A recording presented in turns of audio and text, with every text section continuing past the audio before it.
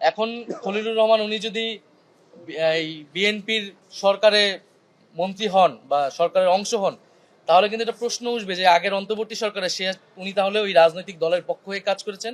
এবং নির্বাচনে যে ইঞ্জিনিয়ারিং এর কথা আমরা বলতেছি, আমরা যেটা দেখলাম যে কারচুপি হলো, ফলাফলে কারচুপি হলো এবং অনেকগুলো আসন হারিয়ে দেওয়া হলো আমাদেরকে, এবং পরিকল্পনা করে 2/3 আসন সরকারি দল নিয়ে নিল। এই সংবিধান সংস্কার যাতে না হয়, এই জটিলতা, এটা কিন্তু পুরাটা একটা ইঞ্জিনিয়ারিং আজকে আমরা দেখতে পাচ্ছি। সরকারি দল হিসেবে তারা যে সংবিধান সংস্কার পরিষদের শপথ নিল না, এটা গণভোটের যে গণ রায় এসেছে হ্যাঁ এর পক্ষে, সংস্কারের পক্ষে, সেই রায়কে বৃদ্ধাঙ্গুলি দেখানো হয়েছে এবং প্রতিশ্রুতি ভঙ্গ করা হয়েছে। সরকার গঠনের প্রথম দিনই যারা প্রতিশ্রুতি ভঙ্গ করলো, তাদের কাছ থেকে এই দেশ জাতি বা আমরা কি আশা করব, সেটা সবার মনেই প্রশ্ন তৈরি হয়েছে।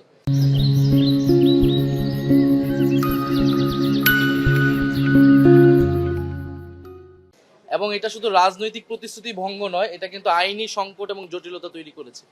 কারণ গণভোট যেই আদেশের ভিত্তিতে হয়েছে, যে জুলাই জাতীয় সনদ ব্রেকেটে সংবিধান সংস্কার বাস্তবায়ন যে আদেশ, সেই আদেশে সুস্পষ্টভাবে লেখা আছে যে জনগণের যে সার্বভৌম অভিপ্রায় জুলাই গণঅভ্যুত্থানে হয়েছিল, যার ভিত্তিতে সংস্কারের আকাঙ্ক্ষা, সে অনুযায়ী গণভোট হচ্ছে। এবং গণভোটের যদি হ্যাঁর পক্ষে রায় আসে, তাহলে শপথ হবে একই অনুষ্ঠানে, সুস্পষ্টভাবে আদেশে লেখা আছে একই অনুষ্ঠানে নির্বাচিত যারা সংসদ সদস্য হবে, তারা সংস্কার যে সভা, সংস্কার পরিষদের সদস্য হিসেবে শপথ নিবেন এবং একই ব্যক্তির কাছেই তারা শপথ নিবেন এবং পরবর্তীতে কার্যক্রম আগাবে। ফলে আজকে যে তারা শপথ নিল না, এটা কিন্তু হ্যাঁ, তারা এটাতে সাইনও করেছে জুলাই সনদ, যার ভিত্তিতে হচ্ছে পরবর্তীতে আদেশ হয়েছে।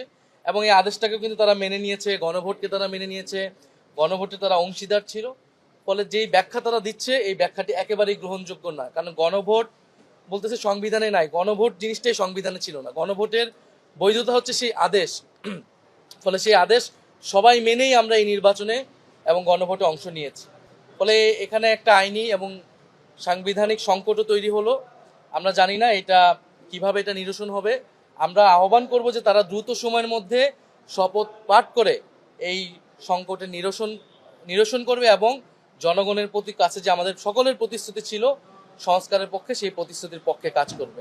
এখন খলিলুর রহমান উনি যদি এই বিএনপির সরকারে মন্ত্রী হন বা সরকারের অংশ হন, তাহলে কিন্তু এটা প্রশ্ন উঠবে যে আগের অন্তর্বর্তী সরকারে উনি তাহলে ওই রাজনৈতিক দলের পক্ষ হয়ে কাজ করেছেন।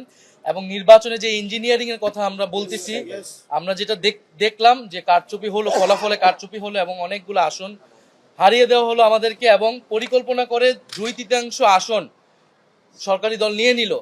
এই সংবিধান সংস্কার যাতে না হয়, এই জটিলতা, এটা কিন্তু পুরাটা একটা ইঞ্জিনিয়ারিং আজকে আমরা দেখতে পাচ্ছি। আজকে জাতির সামনে সেটা উন্মোচন হচ্ছে খলিলুর রহমানের সেই মন্ত্রিসভায় যোগ দেওয়ার